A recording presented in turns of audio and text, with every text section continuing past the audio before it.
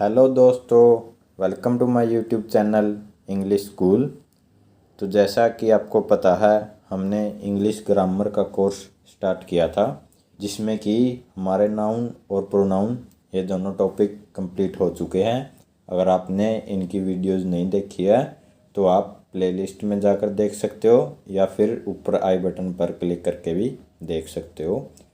तो आज हम स्टार्ट करने जा रहे हैं हमारा थर्ड टॉपिक आर्टिकल।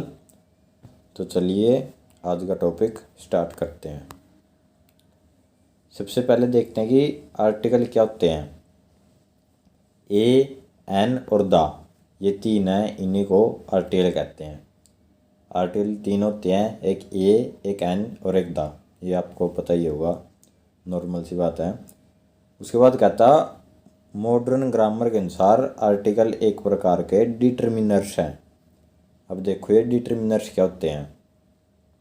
जिनके बाद नाउन आता है, कोई भी ऐसे वर्ड जिनके बाद नाउन आना जरूरी है तो होते हैं डिटरमिनर्स। और इस टाइप के होते हैं एक एडजेक्टिव और एक आर्टिकल। हमेशा अकेला एडजेक्टिव कभी नहीं आएगा, एडजेक्टिव के बाद नाउन जरूर मिलेगा। उसी टाइप से अकेला आर्टिकल कभी नहीं आएगा, उसके बाद भी नाउन जरूर मिलेगा। और ऐसी चीज़ जिनके बाद नाउन आना जरूरी है उन्हीं को कहा जाता है डिटरमिनर्स। तो आर्टिकल भी एक टाइप से डिटरमिनर्स है और एडजेक्टिव भी एक टाइप से डिटरमिनर्स है। तो अभी लग हमने पढ़ा आर्टिकल तीन होते हैं, ए, एन और द। और मॉडर्न ग्रामर में इन्हीं को डिटरमिनर्स कहा जाता है, मतलब कि जिनके बाद नाउन आना जरूरी हो। आर्टिकल होते हैं दो टाइप के, एक इंडेफिनेट आर्टिकल और एक डेफिनेट आर्टिकल। इनडेफिनेट आर्टिकल में आते हैं ए और एन, और डेफिनेट आर्टिकल में आते हैं द। अब हम ए और एन इनको डिटेल में पढ़ेंगे पहले, फिर डेफिनेट आर्टिकल करेंगे। सबसे पहले आता है इनडेफिनेट आर्टिकल, जिसमें कि ए और एन आता है। इनका मतलब होता है कोई एक, मतलब कि ए और एन का यूज़ हम किसी एक वस्तु, एक चीज़ को दिखाने के लिए करते हैं। तो अब हम देखते हैं कि एन का यूज़ कहाँ करेंगे और ए का यूज़ कहाँ करेंगे। एन का यूज़ कहता used for singular and countable noun, मतलब कि ऐसे नाउन के लिए एन का यूज़ करेंगे जो सिंगुलर भी होना चाहिए और काउंटेबल भी होना चाहिए। अगर नाउन प्लूरल हो गया तो एन का यूज़ नहीं करेंगे, और अगर नाउन अनकाउंटेबल हो गया तो भी एन का यूज़ नहीं करेंगे। अगर ये दोनों कंडीशन सही है तभी हम एन का यूज़ करेंगे नाउन से पहले। और कहता विच हैज़ और अर्लियर हैज़ वोवल साउंड, मतलब कि उस नाउन की जो स्टार्टिंग वाली साउंड है वो वोवल होनी चाहिए। हिंदी में कहें तो स्वर दब नहीं होनी चाहिए। स्वर कौन से आते हैं, ए, आ, ई, इस टाइप से 11 होते हैं जो आप स्क्रीन पे देख सकते हो। तो इनकी साउंड होनी चाहिए।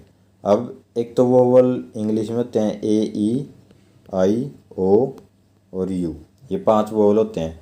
ज़रूरी नहीं है भाई जो नाउन इनसे स्टार्ट हो गया उनसे पहले एन लगा देंगे, हमें उसकी साउंड देखनी है। अगर वो स्वर वाली साउंड है तो हम एन का यूज़ करेंगे। इसको एग्जांपल से देखो फिर अच्छे से समझ में आएगा। जिसने कहा आई हैव डैश एलिफेंट, अब इसकी साउंड देखो, एलिफेंट ए की साउंड आ रही है, तो ए तो स्वर होता है। हमें हिंदी वाली साउंड देखनी है, हमें ये मतलब नहीं है भाई पहले ई है, कुछ भी हो, चाहे पहले कुछ भी हो, इंग्लिश वाले से कोई मतलब नहीं है। हमें साउंड देखनी है, वो भी हिंदी वाली। उस वर्ड को बोल के देखो, जैसे एलिफेंट, तो ए की आवाज़ आ रही है तो स्वर आएगा, स्वर के लिए एन का यूज़ करेंगे, तो यहाँ पर एन सही है। सेकंड में कहता आई हैव एलिफेंट्स। अब देखो जब ये एलिफेंट था तो ये क्या था, ये सिंगुलर भी था और काउंटेबल नाउन भी था, तो हमने एन लगा दिया। लेकिन अब इसने दे दिया प्लूरल नाउन, उसके लिए तो हम एन का यूज़ कर ही नहीं सकते, तो यहाँ पर आर्टिकल नहीं आएगा। ये बात आप याद रखना, जो भी नाउन देगा उसको सबसे पहले देखो कि वो सिंगुलर भी है और काउंटेबल भी है, फिर तो उसकी साउंड चेक करो। अगर वो सिंगुलर और काउंटेबल नहीं है तो उसको साउंड चेक करने की ज़रूरत ही नहीं है, क्योंकि वहाँ पर आर्टिकल आ ही नहीं सकता। इसने कहा शी हैज़ ऑक्सन, सबसे पहले देखो ये सिंगुलर है या प्लूरल है। जब हमने नाउन टॉपिक किया था वहाँ पर दो चीज़ें करी थी, एक ओक्स एक ऑक्सन। ओक्स का जो प्लूरल होता है वो होता है ऑक्सन, तो ये अपने आप में प्लूरल नाउन है, तो प्लूरल के लिए तो यूज़ कर ही नहीं सकते, तो इसकी साउंड चेक करने की ज़रूरत ही नहीं है, इसके लिए आर्टिकल यूज़ करेंगे ही नहीं। उसने कहा सी हैज़ डैश ओक्स, ओक्स तो सिंगुलर होता है। अब इसकी साउंड देखो ओक्स, इसमें भी ए की साउंड आ रही है, यानी कि स्वर वाली साउंड आ रही है, तो यहाँ पर यूज़ करेंगे एन का। ये था एन, भैया एन का यूज़ कहाँ करेंगे। उसी तरह ए का भी यूज़ सिंगुलर और काउंटेबल नाउन, ये तो दोनों के लिए सेम कंडीशन है, ए के लिए भी और एन के लिए भी, कि इनके बाद जो आने वाला नाउन है वो सिंगुलर भी होना चाहिए और काउंटेबल भी होना चाहिए। अगर वो या तो प्लूरल हो गया या फिर अनकाउंटेबल हो गया तो वहाँ पर ना ए का यूज कर सकते ना एन का यूज कर सकते। और सेकंड कंडीशन क्या थी, एन का यूज करेंगे, जो नाउन है उसकी जो स्टार्टिंग वाली ध्वनि है वो कौन सी होनी चाहिए, स्वर जैसी होनी चाहिए। लेकिन इसमें जो स्टार्टिंग वाली ध्वनि है वो व्यंजन वाली होनी चाहिए, वहाँ पर यूज़ करेंगे ए का। व्यंजन कौन से, कै खै गा, इस टाइप से जो बाकी सारे हैं वो व्यंजन में आते हैं, और जो 11 ऊपर पढ़े थे वो आते हैं स्वर में। जैसे उसने कहा यू हैव टॉय, तो सबसे पहले तो ये देखो जो ये नाउन है ये सिंगुलर भी होना चाहिए और काउंटेबल भी होना चाहिए। तो टॉय क्या है, सिंगुलर भी है और काउंटेबल भी है, तो ये कंडीशन तो सही है। उसके बाद अब इसकी साउंड चेक करो, टॉय तो टै की आवाज़ आ रही है शुरू में, तो टै तो उसमें आता है व्यंजन में, तो यहाँ पर यूज़ करेंगे ए का। उसी तरह Ram is a boy, boy क्या है, काउंटेबल भी है और सिंगुलर भी है, और बॉय की आवाज़ बै से स्टार्ट हो रही है तो ये व्यंजन में आता है, तो यहाँ पर भी यूज़ करेंगे ए का। ही संग ए सॉन्ग, ये क्या काउंटेबल भी है और सिंगुलर भी है, और सॉन्ग यानी सै से ध्वनि स्टार्ट हो रही है तो यूज़ करेंगे ए का। उसी तरह I have a car, car है, कै की साउंड है, सिंगुलर और काउंटेबल तो है ही, तो यहाँ पर यूज़ करेंगे ए का। तो ये थे ए और एन। जो इनमें मेन बात याद रखनी है वो ये है कि शब्द का प्रथम लेटर क्या है, यह महत्वपूर्ण नहीं है। कि जो नाउन है उसका जो फर्स्ट लेटर है वो महत्वपूर्ण नहीं है भाई, वो वोवल है या कुछ भी है, उसके उच्चारण की प्रथम ध्वनि, कि जो नाउन है उसके जो प्रथम ध्वनि है ना वो मैटर करती है।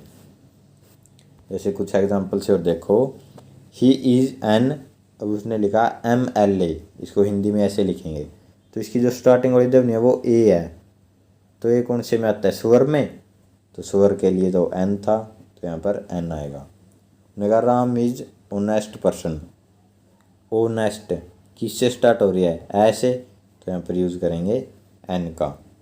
उसने कहा ही इज यूनिक, ये होता है यह की साउंड आ रही है यूनिक। अब यहाँ पर दे तो वोवल रखा है लेकिन वो तो हमें चेक करना ही नहीं, हमें साउंड चेक करनी है। साउंड आ रही है यह की, जो कि क्या होता है व्यंजन, तो इसलिए यहाँ पर ए का यूज़ करेंगे। ये मत कर देना कि वोवल दिख गया यू, भाई वोवल के लिए तो एन पढ़ा था तो एन लगा दो, ये गलत होगा, हमें साउंड चेक करनी है।